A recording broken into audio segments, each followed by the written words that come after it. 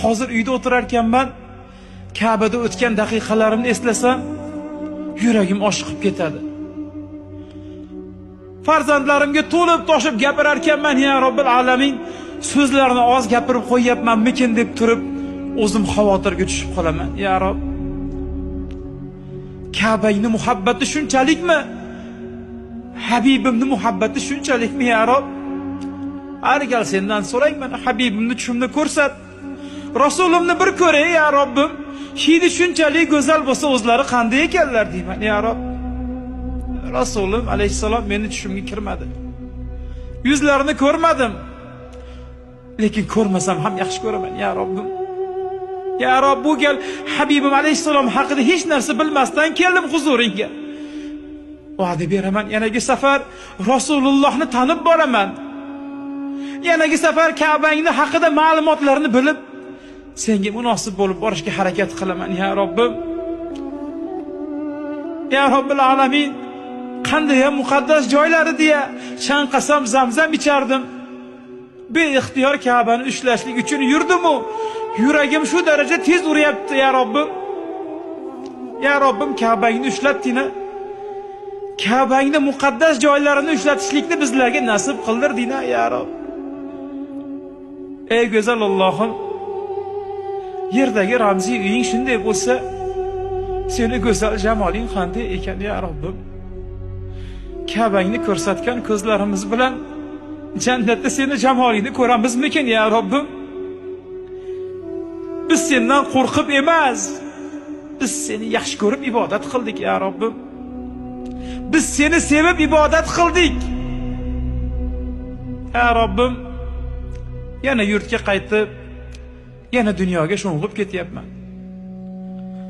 Meni baytingdan uzoq qilib qo'ymagin. Meni Rasulullohning hidlaridan uzoqlashtirib qo'ymagin.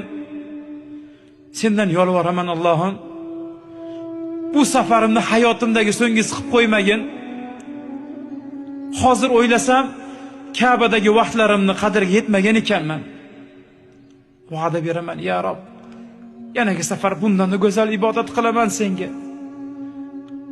Men oshiq bo'ldim senga. Sen ma'shuq bo'lding, ya Rob. Oshiqni ma'shuqdan ayirib qo'ymagin. Oramizga firoqni tushirib qo'ymagin. Ya Robbil alamin, meni dunyo bilan aldab qo'ymagin. Ya Robbim, meni Ka'bangdan uzib qo'ymagin. Ya Robbim, meni Madinadan ayirib qo'ymagin. Ya Robbim, meni hidoyatdan ayirib qo'ymagin. Ya Robbim, men qiyomatda jannatda Rasulullohni ko'rishga oshiqyapman, ya Robbim. Dunyoda u zotni ko'rmasdan yashagan kunlarimiz hurmati, qiyomatda jannatda biz u zot yo'llarda qilgan arzimasak ham seni rahmating ulug', ya Rob. Rahmating bilan bizlarga nazar qilgin. Ya Robbim, yana tez kunda labbayk Allohumma labbayk deb borishlikni bizlarga nasib qilgin. Yana tez kunda assolatu vassalamu alayka ya nabiyulloh, men keldim ya Rasululloh. Sizni sog'inib keldim. Hidlaringizni hidlashga keldim deb borishlikni bizlarga nasib qilgin. Sog'inchimiz lahza sayin ziyoda bo'lyapti.